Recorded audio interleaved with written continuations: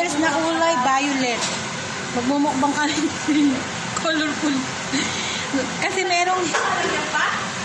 Ha? Ayaw mo? Sige, pagbukas na lang natin yung itlog. Mukbang, mga patapon na yan. Yung repolyo po, relief namin yan sa kapitbahay. Yung aming ulo, patapon din. Puro patapon. Ngayon, hindi naman kami maselan. Sige, laman tiyan din yan. No, kulay itim na yung sabaw na. Ano nangyari?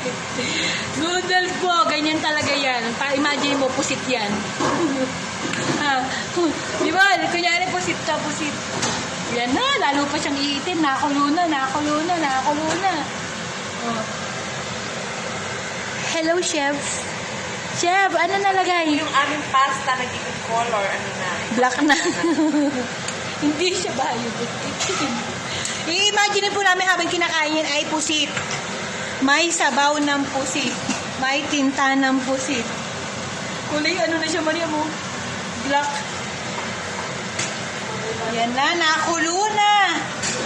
Nakulo na siya.